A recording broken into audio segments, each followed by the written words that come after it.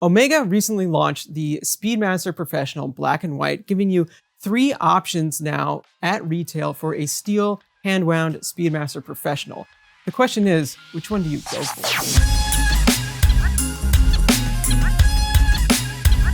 Let's take a look at the new Speedmaster Black and White. So this is very much the watch that you know if you're familiar with Speedmasters. It's the steel case, it's the 42mm asymmetrical design, and of course, it's iconic. It's been around since the 60s.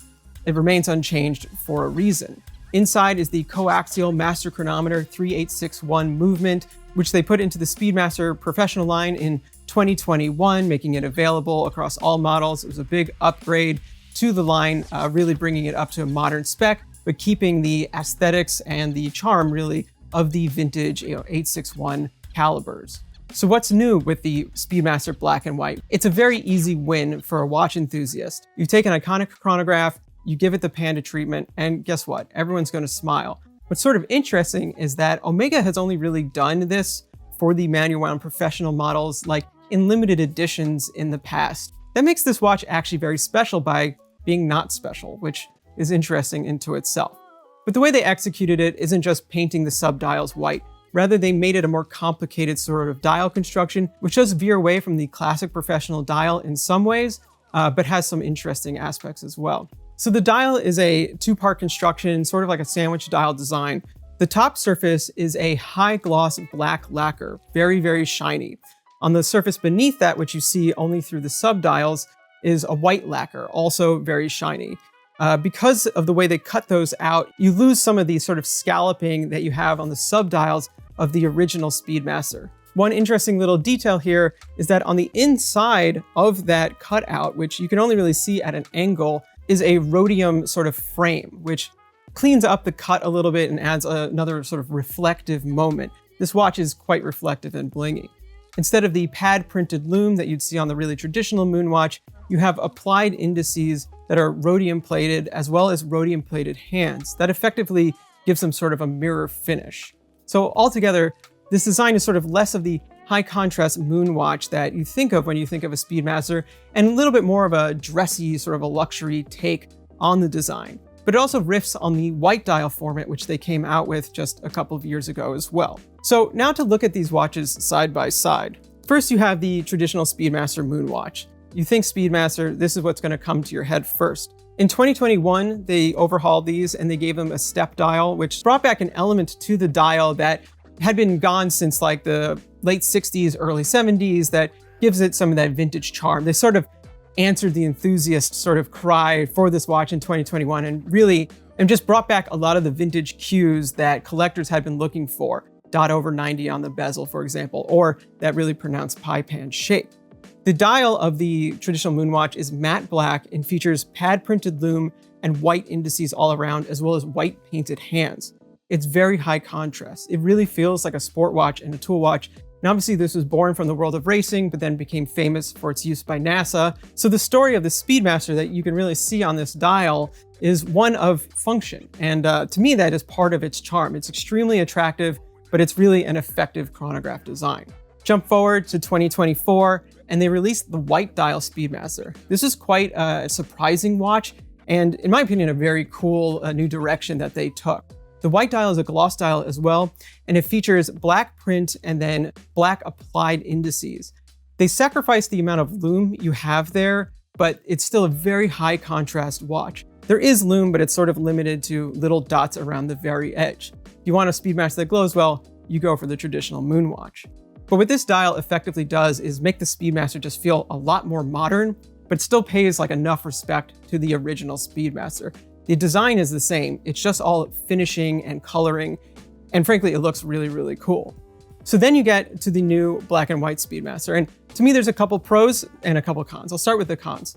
It's really lacking in legibility compared to the other two models. Those rhodium-plated hands and markers just disappear in different lighting. Because of the black surface, you often get that sort of like black mirror effect. So in some lighting, the hands will disappear. They still have lume strips on them, so that you can find, but the indices themselves sort of disappear. Other lighting, they pop as well.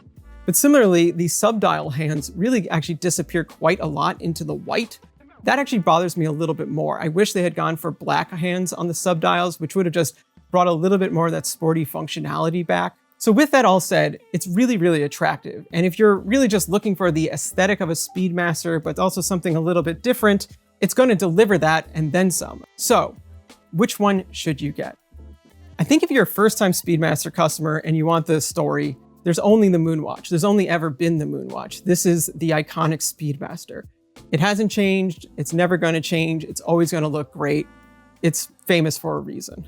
Maybe you want something like this, but you also want something a little different, or you want something more contemporary, or you have too many black dial chronographs, or you already have this. The white dial offers a much more modern take, a much more high contrast take. To me, this one has the kind of sporty aggressiveness that maybe the original one lacks a little bit, but it also doesn't go like too far into a direction to not feel like a Speedmaster anymore. If you want a little bit of decadence and you want a lot of style, I think the new black and white offers a very compelling choice. So there is one more factor to consider, and that is pricing. So this is 2026, and I'm only going to talk about the MSRP pricing for the watches on bracelets. They're available on straps. There's a bunch of different options, but just for consistency. Also not going to talk about AD discounts or pre-owned because that's impossible to predict. So the traditional Moonwatch Hesselite crystal comes in at $7,800. With a sapphire sandwich, it's $9,000. The white dial, which only comes as a sapphire sandwich, is $9,100. The new black and white is $10,400.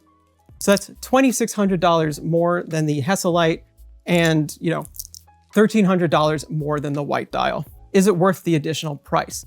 And to be honest, I don't think so from a pragmatic standpoint. It's just not giving you enough of anything new. Where is this price jump coming from? I can't say exactly. The dial construction is more complicated. They use rhodium plating, but that's not very uncommon. So to put a bow on it, this watch is extraordinarily attractive, and I think it's a very successful new example of a Speedmaster. But I don't really think it's worth the additional price.